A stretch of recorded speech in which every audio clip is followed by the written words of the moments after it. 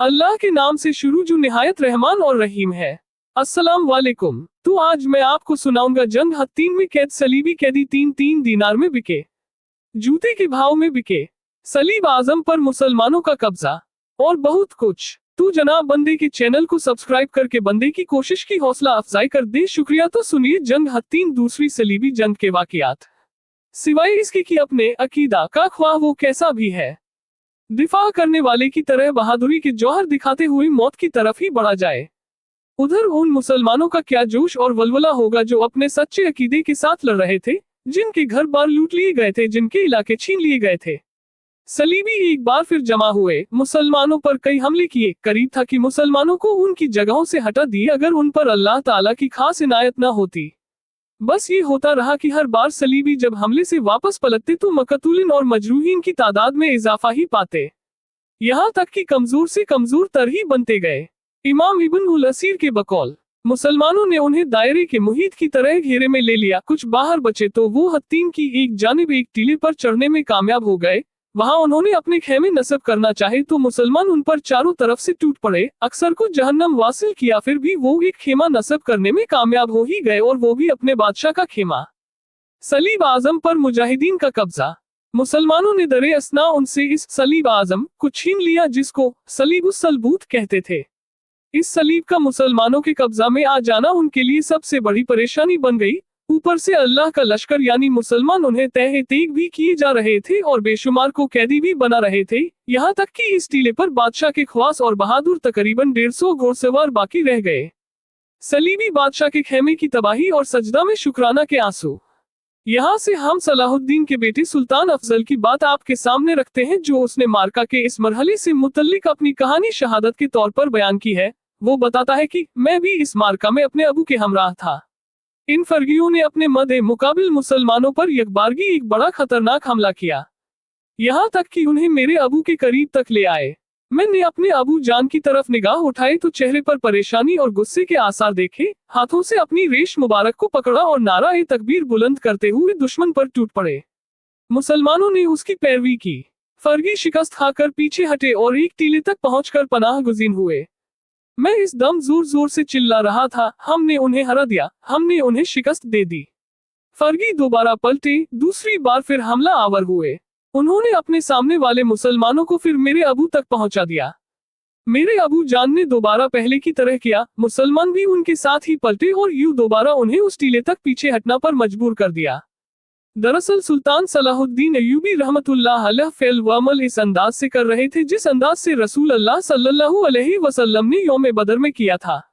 जैसा कि सैयदना अली बिन अबी तालिब रिवायत बयान करते हैं, जब लड़ाई अपने जोबन पर होती, आंखें जोशे इंतकाम में सुर्ख हो चुकी होती, तब लोग आपके पास आकर अपने आप को बचाया करते थे। लड़ाई की इस हालत में आप दुश्मन के करीब तरीन हुआ करते थे।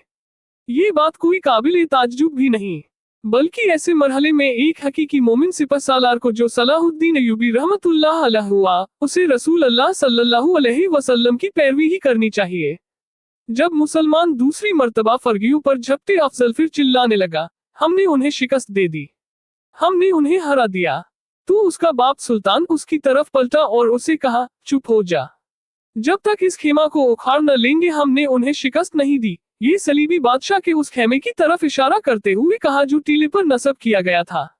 सलाहुद्दीन अय्यूबी रहमतुल्लाह अलैह ने अभी अपना ये हमला पूरा भी न किया था कि मुजाहिदीन की तरफ से इस खेमे को जमीन बोस किया जा चुका था। सुल्तान ये देखते ही अपने घोड़े से नीचे उतरा और बारगाह इलाही में सजदा शुक्र किया। उसके साथ ही जो अल्लाह ने मुसलमानों पर इनाम फरमाया था, आपके गंदुंगू रुखसारों पर खुशी व इम्बिसात के आंसू मोती बनकर बह रहे थे। अल्लाह अकबर। ये यादगार मार्का फिलिस्तीन की सलीबी रियासतों के मुकम्मल खात्मे और बैतुल मुकद्दस की आज़ादी का पेश खेमा साबित हुआ।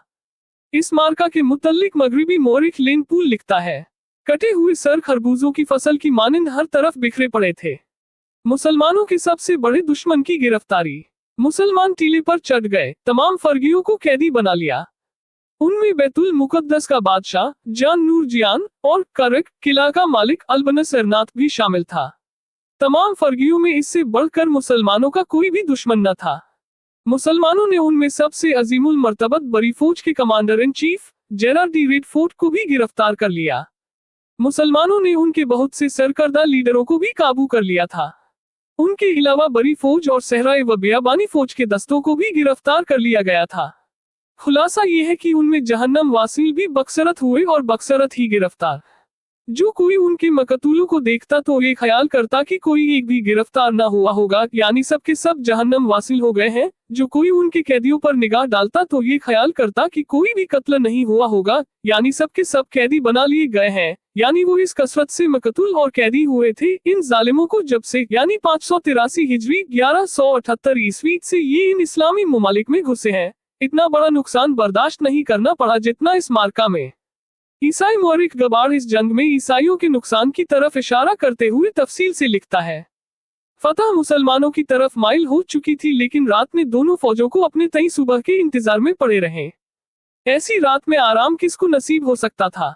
सुल्तान तमाम रात फौजों को जंग के लिए बरंगेजता करता रहा। निहायत पुरजोश अल्फाज में उनकी हिम्मत और हौसलों को बढ़ाने की कोशिश की। हैरानकुन अंदाजों में 400 तीर तकसीम करके उनको ऐसे मुकामात पर मुतय्यन किया कि ईसाई फौज उनके हाथा से न निकल सके। 30,000 सलीबी फौजी मुजाहिदीन के हाथों कटते हैं। ईसाइयों ने तारीकी से को करीब करीब यकजा कर लिया, लेकिन उनकी ताकत सर्फ हो चुकी थी। दौरान ये जंग बाज औकात वो एक दूसरे को मौत की परवाह न करने की तालीम देते थे और बाज औकात आसमान की तरफ हाथ उठाकर अल्लाह ताला से अपनी सलामती की दुआएं मांगते थे। किसी वक्त वो उन मुसलमानों को जो उनके नजदीक थे धमकियां देते थे और अपने खौफ को छुपाने के लिए सारी रात फौज में ढोल और नफरी बजाते रहे। आखिरकार सुबह की रोशनी नमूदार हो गई, जो तमाम ईसाई फौज की बर्बादी का एक निशान थी। ईसाइयों ने जब सलाहुद्दीन की तमाम फौज को देखा और अपने आप को सब तरफ से घिरा हुआ पाया तो खौफजदा और मुतज्जब हो गए। दोनों फौजें कुछ देर तक एक दूसरे के सामने अपनी अपनी सफों में आरास्ता खड़ी रहीं। सलाहुद्दीन हमला का हुक्म देने के लिए उफक पर रोशनी के अच्छी तरह नमूदार हो जाने का इंतजार कर रहा था। जब सलाहुद्दीन ने वो मसलक लफ्ज पुकार दिया तो मुसलमान सब तरफ से यकबारगी हमला करके खौफनाक आवाजें बुलंद करते हुए, जिससे इस अंग्रेज मोरिक की मुराद नारा ए अल्लाह अकबर है, टूट पड़े। ईसाई फौज कुछ देर तक तो जान तोड़कर लड़ी, मगर उनकी हिम्मतें उनके दिनों को खत्म कर चुकी थी। उनकी बाकी जानिब कोह हत्तीन वाक़या था। तलवारों और नेज़ों के साया में पनाह न देखी, मगर वो हत्तीन की तरफ बढ़े कि इसी को अपना पनाहगाह बना ले, लेकिन तोकूब करने वाले मुसलमान वहां उनसे पहले पहुंचने वाले थे। यही मुकाम इस अजीम और महीब खूनरेजी की यादगार होने बनने वाला था।